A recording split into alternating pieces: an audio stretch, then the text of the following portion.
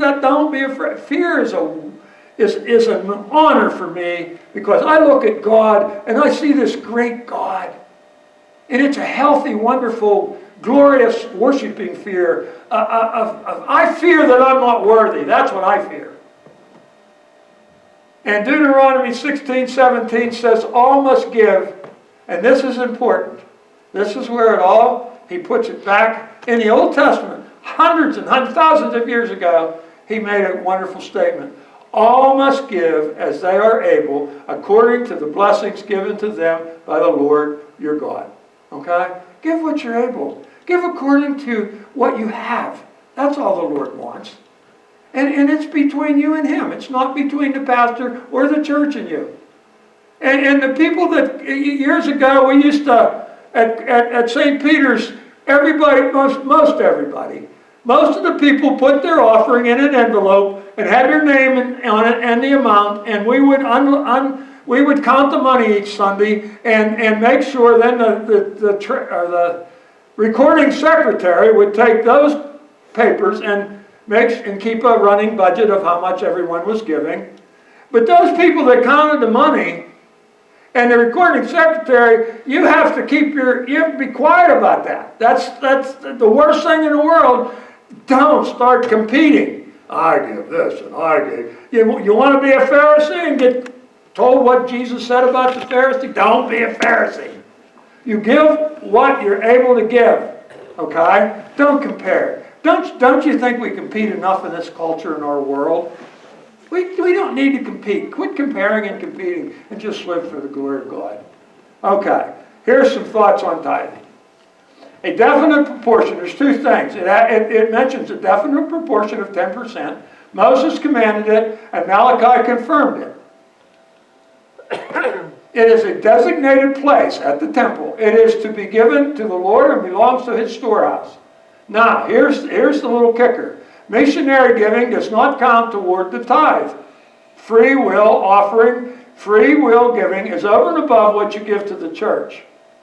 Okay? That's what's thought of in some circles. The idea of tithing first appeared in Genesis that I told you, 14. So it was right at the beginning of the Bible. Okay? But it was for the Levi, priest, and temple needs. All right?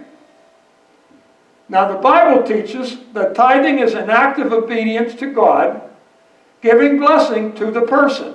Okay, so will you give blessings if you can't give or you don't give? Yes. Yes, God doesn't keep a ledger. St. Peter's Reformed Church kept one, but He doesn't. He knows. He knows. And He doesn't bless you or not bless you on what you put in a plate back there. And of course, we don't want you to pass the plate up. Now, don't pass the opportunity up of giving something each Sunday. I'm just kidding. Okay? But we can use it a little. Right, Brenda? Yeah, we can use it. Right? God deserves our first fruits, not our leftovers. Give to God first. That's just a good rule. That's a good rule, not a percentage. Sit down, pray about it. And God gave you His very, very best, His Son, Jesus Christ, didn't He? He didn't hold Him back. He gave it for all people. If anyone comes to me, I will in no way cast you out. It's God's will that we all come and take the gift of Jesus Christ. You know what I'm going to start doing in funerals? I'm about funeraled out, to be honest with you folks. I'm about funeraled out. It's been really tough. And you know the hardest part of a funeral? You know what I get most of the time? Most of the time. You know what I get? I get people that don't go to church back home. I get people that when their loved ones die, they don't have anybody. They don't have a church, don't have a minister. Who do we get? We get Denny Barker. He'll come back. And I will. And I know that person. And I know their family most of the time. And I was walking and praying Wednesday. The funeral Thursday was a believer. No problem. Wonderful. Easy. I knew he was going home. I didn't have to sit there and wonder, gee, Lord, what am I going to say? How am I going to say it? I don't want to make them feel any worse than they are, and yet I want to leave a message about Jesus Christ and the need to know Jesus. How am I going to do this, Lord? And Friday was the exact opposite. Friday was 9 people in the funeral home. I don't know, I've never had a funeral with only 9 people. And there was fragmented family. And as far as I know, the man never was in church one time, except maybe for a wedding or a funeral. Now what, and I was concerned about that. And Thursday, as I was praying about the funeral, it dawned on me that I have to say something about Jesus. And I did before, but I have to make it a little bit more personal. So from now on, I'm going to give them a little sermonette about the need to come to Christ. See, I really didn't know that person. I didn't even get a chance to talk to him. Had I got a chance to talk to him, I would have shared Jesus Christ. I went to visit a man about 4 years ago who was afraid of dying. And I went into the church and I talked to him, and his son called and said, would you go visit Dad? He's really scared right now. And I went and talked to him, but I didn't really bring up Jesus Christ the first visit. I left the hospital, and as clear as a bell, I'm walking to the car, and God said to me, Denny, you didn't mention me. You didn't mention me. And I thought, uh-oh. So 2 days I went back, and we had a good talk about Jesus Christ, and he came to the Lord. Not because of me. The Lord had set that up. You understand what I'm telling you? And I missed the first opportunity. But he was really ready the second opportunity, and guess what? I was ready too. Now, I didn't save him. God just gave me the opportunity to be there when he accepted the Lord and Savior Jesus Christ. That's pretty special. That's pretty special. That was a gift to me. He got the greatest gift he could ever give. And I got a gift of you know what that gift is? Listen to me, please. Listen to my voice. Okay? But I look at, I go out to eat, I have lots of things, and do I give God the best I have? Not just money. That's the easiest thing to give God. The easiest thing to give him is some money in the offering plate. The hardest thing to give him is your time and your devotion and your study time. And a personal relationship to Jesus Christ is hard. But he wants that. Does he need your money? We need a little bit here, folks, okay? You need enough to keep things going. But does he need your money? And anyways, the dollar you're putting in the plate, or whatever you're putting in the plate, where'd it come from? Who gave you the ability, the job, the situation where you have it? Okay? This giving should be a good thing. And I'm not here to, it's hard to, preachers have a hard time preaching on giving.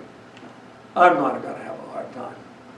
I prepared this message, most of it, while I was in Mississippi, so it wasn't something that just happened. It was on the burner a long time.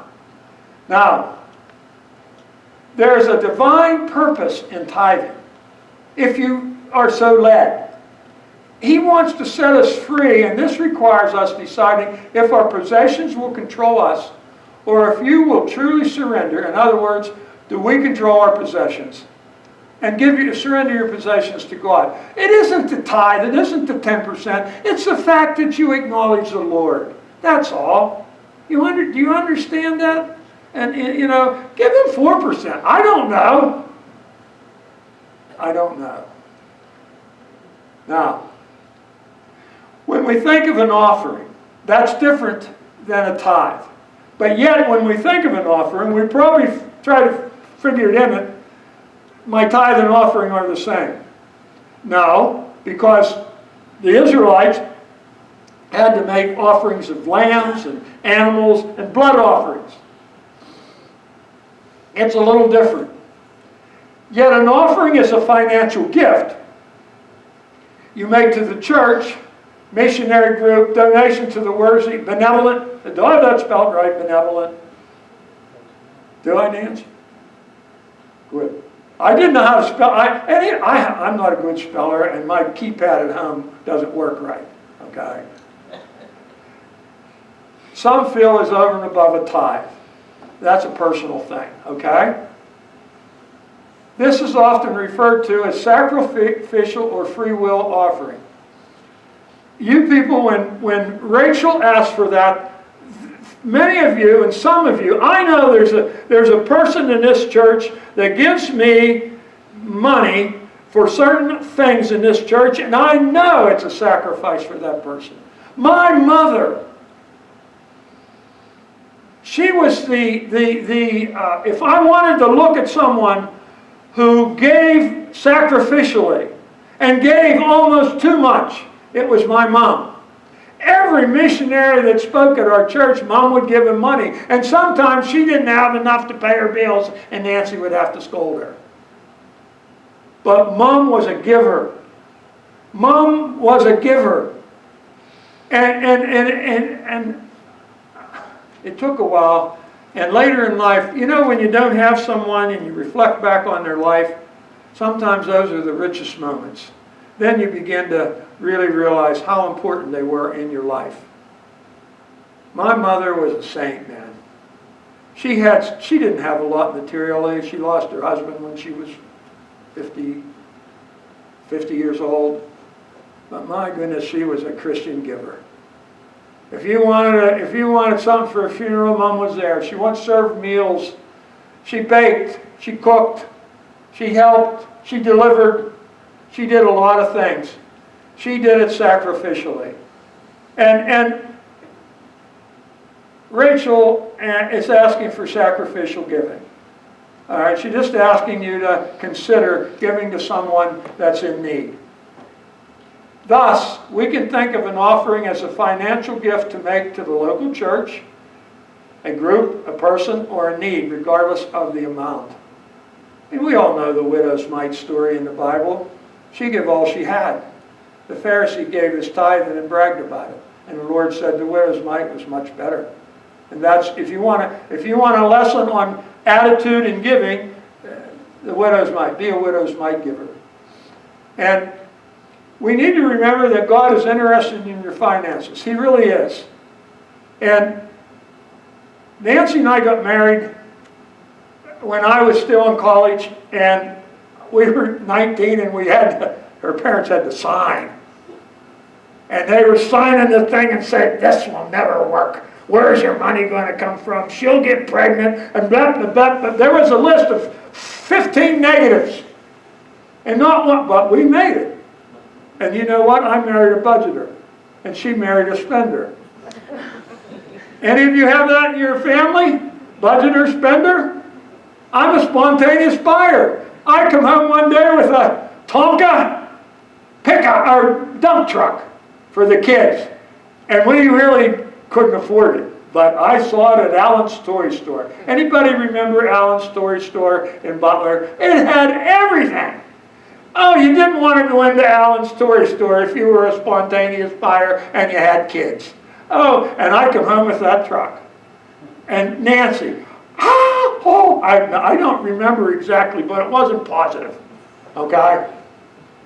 Then I come home with a red wagon, a red flyer wagon. How many had a red flyer wagon years ago? But you know, because of her ability to handle the money and handle me, we made it. We made it. We learned how to budget. We learned how to live on what we had. I drove a 52 Chevy with straight stick.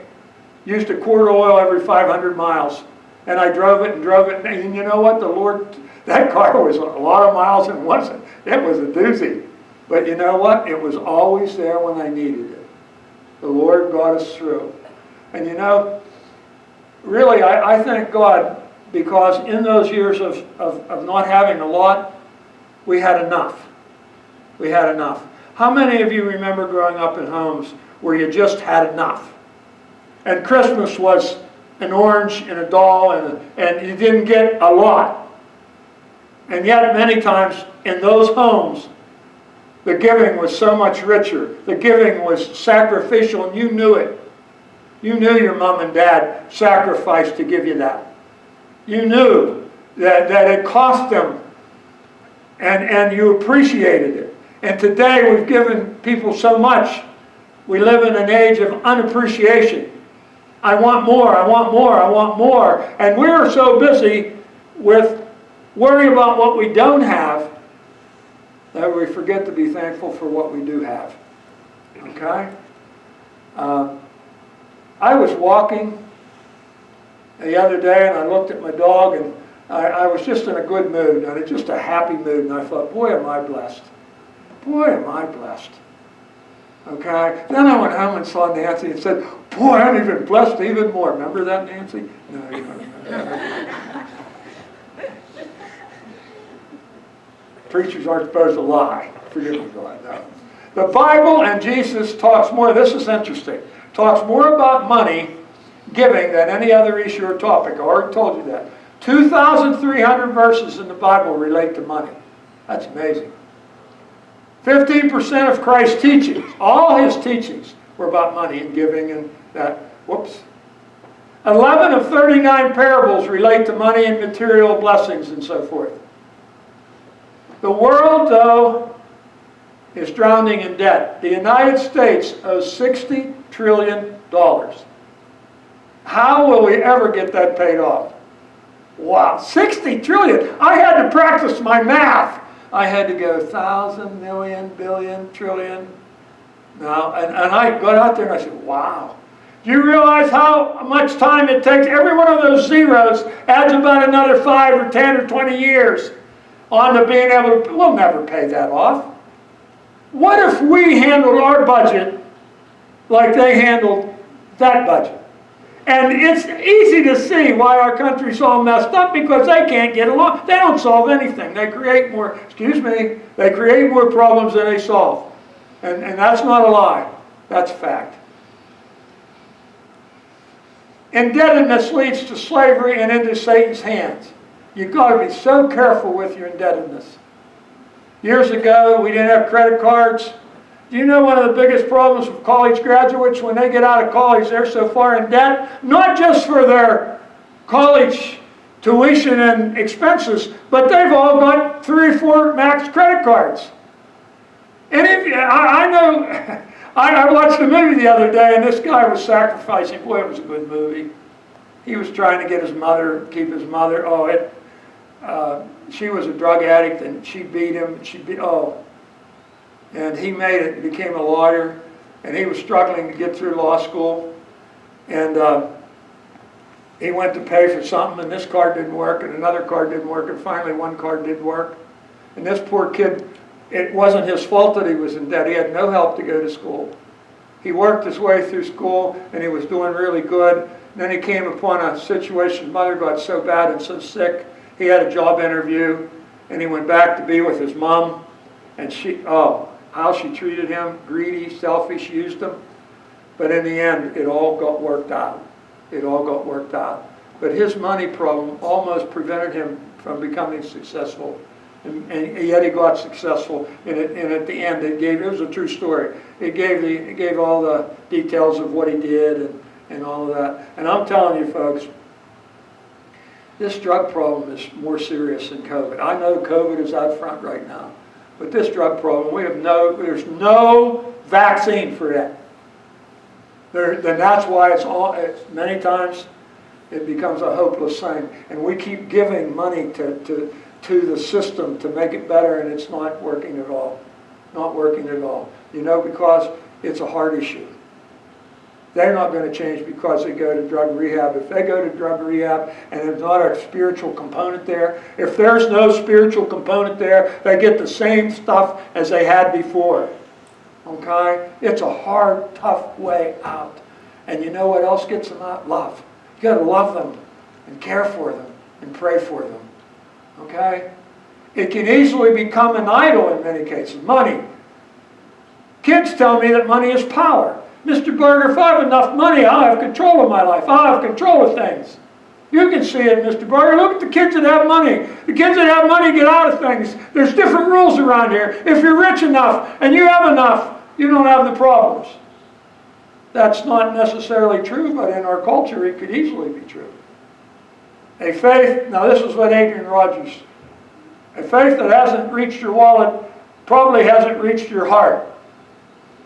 Rest assured that Satan is also interested in your financial matters, your wallet, in families, and in the church. And if he can do anything to wreck your life, he will.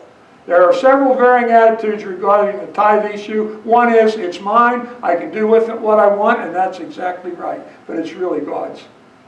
And another may say, the tithe belongs to God, the rest is mine. And that's just two varying issues. That's the ones I always dealt with. And in my life, I've dealt with this. You know, Nancy and I discuss it. We discuss what we want to give. And most of the time right now, we're trying to figure out who all we can help. And I'm not bragging. We're just so thankful we have it. And we're trying to help people that don't have it. Because we don't need anything. I don't need anything. I just need her to take care of me when I'm on my chair at night and she gets me, but no, I don't. We need each other.